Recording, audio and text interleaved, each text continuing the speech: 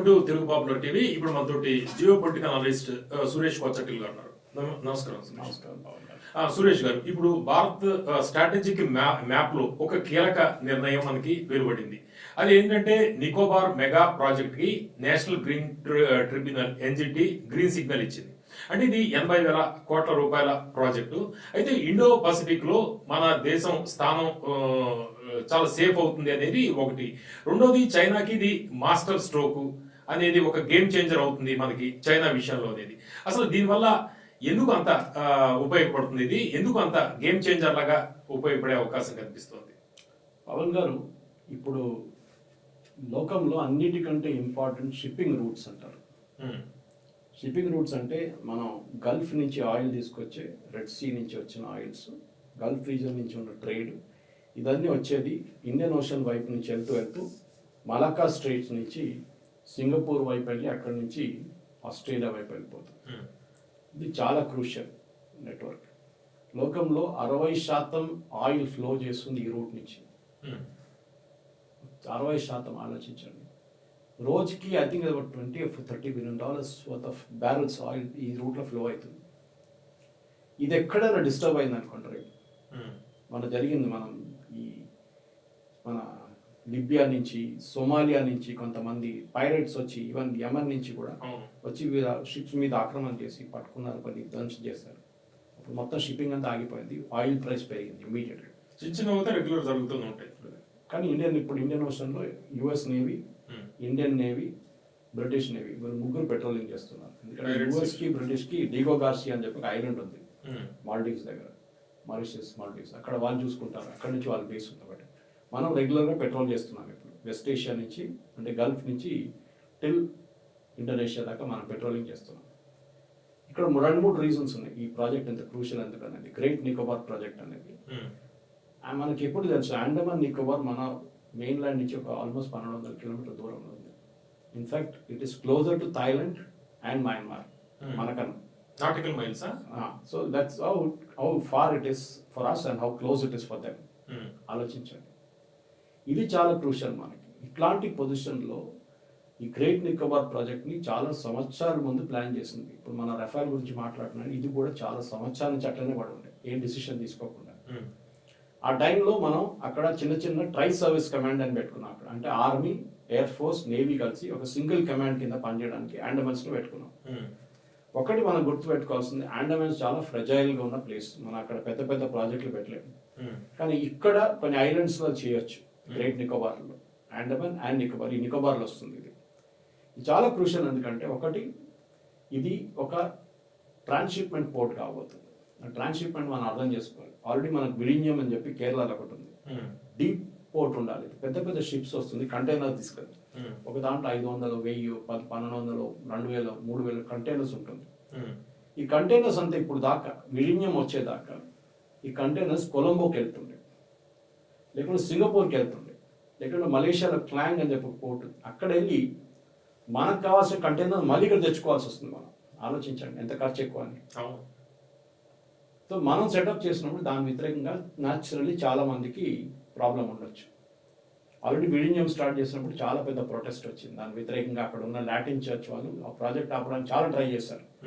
చాలా demonstrations, protest అన్ని జరిగింది. కానీ Kerala government first time strict గా నిలబడ్డారు. లేదు, ఈ ప్రాజెక్ట్ రావాల్సిందే అని చెప్పి. కమ్యూనిస్టులు ఉన్నా కానీ వాళ్ళే దీనికన్నా ముందు వ్యతిరేకించారు కాంగ్రెస్ వాళ్ళు ఉన్నప్పుడు. ఇప్పుడు కాంగ్రెస్ వాళ్ళు వ్యతిరేకిస్తున్నారు, కమ్యూనిస్ట్ వాళ్ళు వ్యతిరేకిస్తారు. కానీ ప్రాజెక్ట్ అయితే ఓపెన్ అప్ అయిపోయింది, అదాని వాళ్ళు నడిపిస్తున్నారు. ఇప్పుడు ఈ great Nicobar project the problem ఎక్కడ వచ్చింది? 2 ప్రాబ్లమ్స్ ఉన్నాయి. ఒకటి, అక్కడ ఉన్న ట్రైబల్ సెటిల్మెంట్స్. రెండవది, ఎన్వైరన్మెంట్ క్లాసెస్. Champagne tribes. ఆ షాంపియన్ ట్రైబ్స్ ఏంటంటే అక్కడ ఆ ఐలాండ్ మీద లేరు వాళ్ళు. పక్కన ఇంకొక ఐలాండ్ మీద ఉన్నారు. ఎంతో 200-300 మంది ఉన్నారు. వారిని అక్కడే ఉండనిస్తున్నారు, ఏ ప్రాబ్లం లేదు. కానీ దీని వ్యతిరేకంగా ఎవరు వచ్చారు? న్యాచురల్లీ చైనా వస్తారు. ఎందుకంటే దీని ఇంపాక్ట్ చైనా మీద ఉంటుంది. మన దేశంలో ఎవరు ప్రొటెస్ట్ చేశారు? సోనియా గాంధీ లెటర్ రాసింది, ఈ ప్రాజెక్ట్ చేయకూడదు. అంటే ఈ షాంపెన్ టెక్ కి సంబంధించి డెత్ సెంటెన్స్ అవుతుంది అనేది ఏం లేదు. దాన్ని క్లారిఫై కూడా చేశారు. ఆల్రెడీ దాని క్లారిఫికేషన్ గవర్నమెంట్ ఆఫ్ ఇండియా దగ్గర నుంచి వచ్చింది, నికోబార్ అడ్మినిస్ట్రేషన్ దగ్గర నుంచి కూడా వచ్చింది. ప్రాబ్లం ఏం లేదు. వాళ్ళు ఇంకొక ఐలాండ్ ఉంటారు, ఈ ఐలాండ్ తో సంబంధం లేదు. అంటే 3 ప్రధానంగా భారీగా ఫారెస్ట్ కి సంబంధించి అటవీ నష్టం భారీగా జరుగుతుంది అనేది ఒకటి. రెండోదేమో బయో డైవర్సిటీకి సంబంధించి ముప్పు. మూడోది లెదర్ బ్యాక్ తాబేళ్ల నెస్టింగ్ ప్రాంతంలో ప్రమాదం. ఈ మూడు ప్రధాన మూడు కూడా ఈసీ క్లియర్ చేసేసారు, నేషనల్ గ్రీన్ ట్రిబ్యునల్. ఏం లేదు, ఇది ఇంత ఏం చేస్తారంటే మీకు గుర్తుంటుంది, ఇట్లాంటి ప్రాజెక్ట్ ఆపడానికి చాలా మంది ట్రై చేస్తారు. నర్మదా డ్యామ్ కట్టినప్పుడు వేదా పాట్కర్ ఎంత అంత ఎంత నష్టం జరిగింది దేశానికి మీకు తెలుసుంటే. నర్మదా ప్రాజెక్ట్ డిలే అయింది, డిలే అయిన తర్వాత హైట్ ఇంక్రీజ్ చేయలేకపోయాం, చాలా ప్రాబ్లం అండి. ఇప్పుడు Narmada river Maharashtra, Rajasthan, Gujarat and also Madhya Pradesh, ఈ 4 రాష్ట్రాలకి నీళ్లు వస్తుంది అక్కడి నుంచి. ఆలోచించండి. నేను కెవాడికి వెళ్ళాను, నేను ఒక కోవిడ్ కన్నా జస్ట్ ముందు. అక్కడున్న డెవలప్మెంట్ మీరు చూడాలి. ఒకటి సర్దార్ పటేల్ స్టాచ్యూ ఎక్కడ వచ్చింది, అదొకటి, ఈ డ్యామ్ ఒకటి, చాలా మటుకు డెవలప్మెంట్ ఐడియాలు నడుస్తుంది. ఇవన్నీ ఎందుకు ఆపేరు? ఒట్టిగా అక్కడ అది జరుగుతుంది, ఇది జరుగుతుంది, ఎత్తుపైకి వస్తుంది, అన్నీ చేశారు మేధా పాట్కర్. తర్వాత తెలిసింది మనకి ఇదంతా ఒక ఇంటర్నేషనల్ కాన్స్పిరసీగా ఉంటుంది. సింపుల్ పవన్ గారు, నేను ఒక ప్రాజెక్ట్ మీ ఇంటి పక్కన ప్రాజెక్ట్ స్టార్ట్ చేస్తాను, 5 అంతస్తుల బిల్డింగ్ కడుతున్నాను, మీదేమో గ్రౌండ్ ఫ్లోర్ అంతే. మీరేమంటారు, మా ఇంటి మీద గాలి రావట్లేదు, మాకు ఎండ రావట్లేదు, మాకు సౌండ్, మీ పై నుంచి ఉన్న వాళ్ళు మ్యూజిక్ సిస్టమ్ పెట్టుకున్నారు, అన్ని కంప్లైంట్ చేస్తారు. మీరు ఆబ్జెక్ట్ చేస్తారు సార్. ఇది కూడా అంతే, వీళ్ళు కావాలని చెప్పి ఆబ్జెక్ట్ చేస్తున్నారు, ప్రాబ్లం ఏం లేదు అక్కడ. కానీ కావాలని చెప్పి కొంతమంది గ్రీన్ అని చెప్తారు, ట్రిబ్యునల్ గ్రీన్ గ్రూప్స్ ఉన్నారు, వాళ్ళు వచ్చి ఇట్లాంటి ప్రాబ్లం. ప్రతి ప్రాజెక్ట్ అంతే. మీరు ఇప్పుడు మన నల్లమల వైపు, మన నల్లమల కాదు, మన అనంతగిరి వైపు ఉన్న నేవల్ ప్రాజెక్ట్ గురించి మీరు వినుంటారు, లో ఫ్రీక్వెన్సీ స్టేషన్, అది సబ్మెరీన్స్ కోసం అది. కానీ అక్కడి నుంచి సిగ్నల్ పంపిస్తేనే కరెక్ట్ ఆ సబ్మెరీన్స్కి వెళ్తుంది. దాన్ని ఆపడానికి చైనా చాలా ట్రై చేస్తున్నారు, కష్టపడుతున్నారు చైనా, ఎందుకంటే అది వచ్చేస్తే చాలా ప్రాబ్లం అవుతుంది ఈవెన్ పాకిస్తాన్కి. వాళ్ళు ఏం చేశారు, మన వైపు ఉన్న చాలా మంది సో కాల్డ్ ఎన్వైరన్మెంటలిస్ట్ ని వాడుకున్నారు. వాళ్ళకి డబ్బులు ఇచ్చి, వాళ్ళకి కావాల్సిన లీగల్ ఫీస్ ఇచ్చి, వాళ్ళతో ప్రాజెక్ట్ అడ్డుకోవడానికి ట్రై చేస్తారు. ఫారెస్ట్ కొట్టి పడేసారా, ఏం జరగదు. ఎన్జిటి క్లియర్ చేస్తున్నప్పుడు చాలా స్ట్రిక్ట్ స్టాండర్డ్స్ ఉంటుంది. Even this order, latest order ఇచ్చినప్పుడు చాలా క్లియర్ గా చెప్పారు, ఈసీ స్టాండర్డ్స్ ఉంటుంది, ఎన్వైరన్మెంట్ క్లియర్ స్టాండర్డ్, అదంతా పాటించాలి. ఓకే, పాటిస్తాం, ప్రాబ్లం లేదు. ప్రాజెక్ట్ అది మొదలు కానివ్వండి, ప్రాజెక్ట్ ఆపేస్తున్నారు. అంటే ఈ ప్రాజెక్టు ఆపడానికి సంబంధించి పిటిషన్, కోర్టులో పిటిషన్ వేసిన వాళ్ళు ప్రధానంగా చెప్తుంది, కోస్టల్ ఏరియాలో నో గో జోన్స్ ఏవైతే ఉన్నాయో అక్కడ కన్స్ట్రక్షన్స్ అనుమతించరాదు అనేది ఒకటి.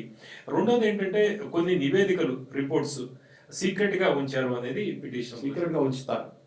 నేవల్ సీక్రెట్స్, ఎయిర్ఫోర్స్ సీక్రెట్స్ మనం వాళ్ళకి ఇవ్వము, వాళ్ళు చైనాకి పంపించేస్తారు నెక్స్ట్ డే మార్నింగ్. ఓకే, మనం ఇచ్చిన రోజు నెక్స్ట్ డే చైనా దగ్గర ఉంటుందండి డీటెయిల్స్. నెక్స్ట్ ఎన్వైరన్మెంటల్ నార్మ్స్ ప్రకారం చెప్పిన దానికి 500 మీటర్ల దాకా ఏం కట్టకూడదని చెప్పారు. అది సివిలియన్ ఏరియాస్ లో ఉంటుంది. అది అండమాన్ నికోబార్ లో it is not applicable. Andaman Nicobar ఇంకోటి ఉంది, రూల్స్ ఉంది, అది ఆల్రెడీ ఎన్జిటి క్లియర్ చేశారు. దాన్ని మొత్తం హియరింగ్ పెట్టి, డీటెయిల్ హియరింగ్ పెట్టి, జ్యుడిషియల్ కమిషన్ కదా, ఏదో ఐఏఎస్ ఆఫీసర్లు కాదు కూర్చుంది దాంట్లో. So judicial commissioner, retired judge ఉంటారు, వాళ్ళు చూసారు, మొత్తం చెక్ చేసి as project of national importance. మనకి ప్రాజెక్ట్ వస్తే ఒకటి ట్రాన్స్షిప్మెంట్ చెప్పాను చూడండి, మొత్తం అప్సెట్ చేసేస్తారు కంప్లీట్. క్లాంగ్ బిజినెస్ పడిపోతుంది, కొలంబో బిజినెస్ పడిపోతుంది, ఈవెన్ సింగపూర్ బిజినెస్ పోతుంది. దీనివల్ల ట్రాన్స్షిప్మెంట్ కి సంబంధించి హబ్ గా మారుతుంది. మనం అక్కడి నుంచి మనం పంపిస్తాం ఎక్కడ కావాలంటే అక్కడ. చాలా మందికి అది ఇంపాక్ట్ ఉంటుంది. రెండోది నేను చెప్పాను చూడండి, అక్కడ మనం ఆల్రెడీ ఒక ఎయిర్ ఫోర్స్ బేస్ ఉంది, ఐఎన్ఎస్ బాజ్ అని చెప్పి, దాన్ని ఎక్స్పాండ్ చేస్తున్నాం ఇప్పుడు, రన్వే లెంగ్త్ ఎక్స్పాండ్ చేస్తున్నాం. ఇంకోటి మూడోది, అక్కడ పవర్ పెట్టాలంటే మీకు గ్యాస్ బేస్డ్ పవర్ ప్లాంట్ పెట్టాల్సింది, అక్కడ థర్మల్ పెట్టలేరు మీరు. So gas based power plant plus solar పెడుతున్నాం అక్కడ, ఇది కూడా చేయకపోతున్నాం. ఇది చాలా ఇంపార్టెంట్, ఎందుకంటే పవర్ కంటిన్యూస్ గా మీకు కావాల్సి వస్తుంది. నాలుగోది ట్రై సర్వీస్ కమాండ్ అక్కడ ఆల్రెడీ ఉంది మనకి, దాన్ని ఎక్స్పాండ్ చేయబోతున్నాం. సివిలియన్ కమ్ డిఫెన్స్ ఎయిర్పోర్ట్ కడుతున్నాం, ఇప్పుడున్న ఎయిర్పోర్ట్ సరిపోదు, ఇది కూడా అబ్జెక్షన్ చైనాకి.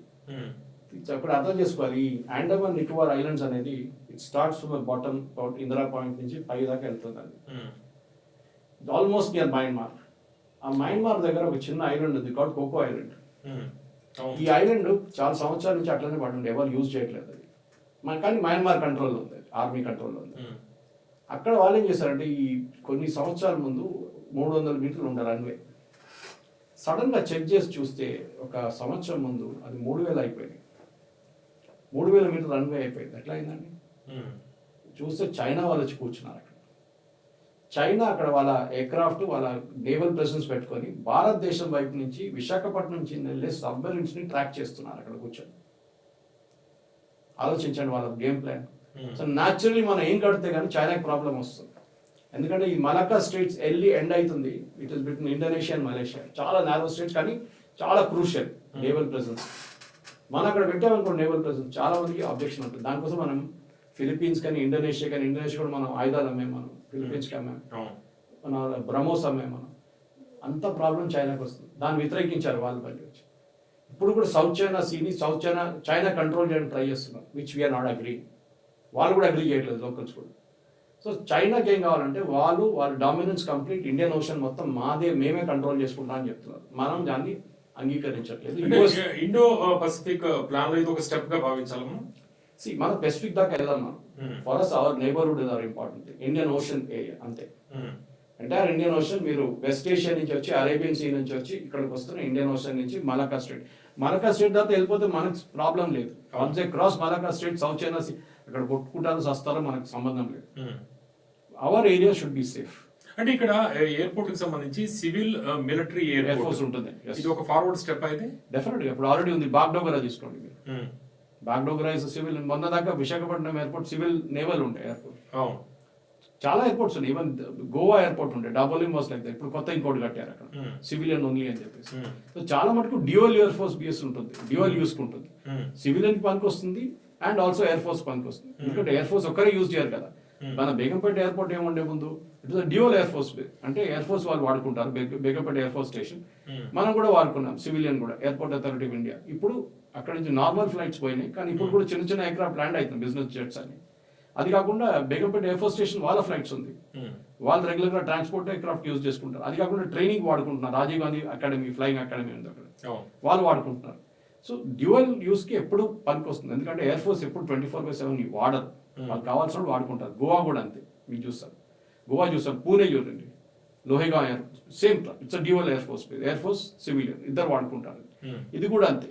ఓవరాల్ గా ప్రాబ్లం ఎక్కడ వస్తుందంటే మన గ్రేట్ నికోబార్ ప్రాజెక్ట్ వచ్చింది, 80,000 కోట్ల ప్రాజెక్ట్. ఇది వచ్చింది అనుకోండి, ఆ ఏరియా మొత్తం మారిపోతుంది, కంప్లీట్ గా మారిపోతుంది. అంటే ఎన్జిటి నేషనల్ గ్రీన్ ట్రిబ్యునల్ లో గ్రీన్ సిగ్నల్ వచ్చినా కూడా ఫారెస్ట్ క్లియరెన్స్ కి సంబంధించి స్టేజ్ 2 ఇంకా రాలేదు అని పార్లమెంట్ లో చెబుతున్నారు. ఇది రాకుండానే ముందరకు వెళ్ళొచ్చు. పార్లమెంట్ అయిపోయింది. ఇప్పుడు నా NGT has given clearance for that also. 735 hectares ఎంత ఉంది, ఈ నామ్స్ ప్రకారం చేయండి అంతే. అన్ని చెట్టు కొట్టుకోవక్కర్లేదు. మన అనంతగిరిలో ఇదే గొడవ చేశారు వీళ్ళు. దాన్ని ట్రాన్స్ప్లాంట్ చేయొచ్చు, రీప్లాంట్ చేయొచ్చు, చాలా ప్రాజెక్ట్స్ ఉన్నాయి, అది ఉంచుకోవచ్చు. మొత్తం కొట్టేయాలని ఎవరు చెప్పట్లేదు, కానీ ప్రాజెక్ట్ మన దగ్గర, ల్యాండ్ మన దగ్గర ఉండాలి. వీళ్ళకేంటంటే మన దగ్గర ఉన్న గ్రీన్ కొంచెం గ్రూప్స్ ఉంటారు, వాళ్ళకి బయట నుంచి వచ్చే డబ్బులు, బయట నుంచి వచ్చిన గ్రూప్స్ వాళ్ళని వాడుకుంటారు. మన కోర్టుకి వెళ్ళి కేసులు వేయడం అంతా. ఇప్పుడు సుప్రీంకోర్టు ఎవరు ఎంటర్టైన్ చేయట్లేదు, ఎన్జిటి దగ్గర పడింది. ఎన్జిటి ఆల్రెడీ క్లియరెన్స్ ఇచ్చేసారు.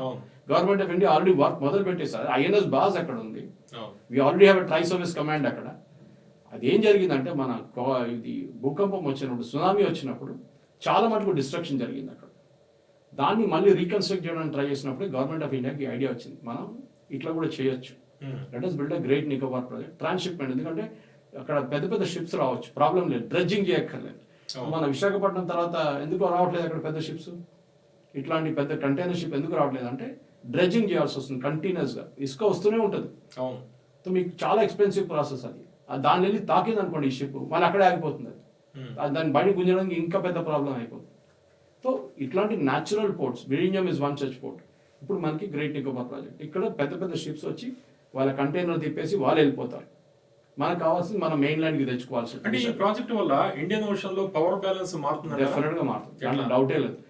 ఫస్ట్ ఆఫ్ ఆల్ మన మాట గుర్తుపెట్టుకోవాలి, మనకి విశాఖపట్నం, మెడ్రాస్ దట్ ఇస్ చెన్నై, త్రివేంద్రం, కొచ్చిన్, కార్వార్, గోవా, ఒక కంప్లీట్ సర్కిల్ ఉంది మనకి. ఇప్పుడు ఏం జరుగుతుందంటే, ఇప్పుడు ముందు పాకిస్తాన్ నుంచి చాలా మటుకు drugs smuggling was going by that route. ఇది కరాచీ టు మన లక్షద్వీప్ పక్క నుంచి వెళ్ళి కొలంబో పక్క నుంచి వెళ్ళిపోతుండే. మనం ఏం చేసామంటే లక్షద్వీప్ లో కూడా ఒక పెద్ద నేవల్ ప్రాజెక్ట్ పెట్టేసాం, దాని కూడా గొడవ నడుస్తుంది. ఇప్పుడు పెట్టేసాం, అయిపోయింది, పని నడుస్తుంది. ఇప్పుడు already command is in operation. Expand చేయడానికి ట్రై చేస్తే అక్కడ ఉన్న కొంత లోకల్స్ ఇస్లామిక్ గ్రూప్స్ ఉన్నారు, వాళ్ళు అబ్జెక్ట్ చేస్తున్నారు. వాళ్ళు అబ్జెక్ట్ చేయాల్సిందే కదా, పాకిస్తాన్ అంటే ఇస్లామిస్ట్ నేషన్, ఇక్కడ ఉన్న ఇస్లామిస్ట్ కూడా ప్రాబ్లం అవుతుంది. ఓకే, సో దాన్ని గవర్నమెంట్ ఆఫ్ ఇండియా చెప్పారు నథింగ్ డూయింగ్, మీరు చేసే ఉంటారు. ఇప్పుడు ఏమైందంటే కార్వార్ లో మన నేవల్ బేస్ నుంచి ఈ లక్షద్వీప్ లో నేవల్ బేస్ నడిమిటి నుంచి వీళ్ళు వెళ్లాల్సి వస్తుంది. ఇప్పుడు కన్సిస్టెంట్ 24/7 నిఘా ఉంది వీళ్ళ మీద. చాలా మటుకు అక్కడ ఉన్న స్మగ్లింగ్ ఆపేశారు, ఉన్న బోట్స్ కూడా ధ్వంసం చేశారు. చాలా చూస్తున్నాండి ఇప్పుడు స్మగ్లింగ్ పాకిస్తాన్ వైపు నుంచి డ్రగ్స్ స్మగ్లింగ్ చాలా మటుకు ఆగిపోయింది. ఎందుకంటే వీళ్ళ మెయిన్ డ్రగ్స్ ఆఫ్ఘనిస్తాన్ నుంచి వస్తుండే, ఆఫ్ఘనిస్తాన్ నుంచి పాకిస్తాన్, పాకిస్తాన్ నుంచి కొలంబో అట్లా వెళ్ళిపోతున్నాం. ఇప్పుడు ఈ Karwar base plus Lakshadweep base తోని ఆ నారో స్ట్రెచ్ కంప్లీట్ గా పెట్రోల్ చేస్తున్నారు ఇండియన్ కోస్ట్ గార్డ్ కానీ ఇండియన్ నేవీ కానీ.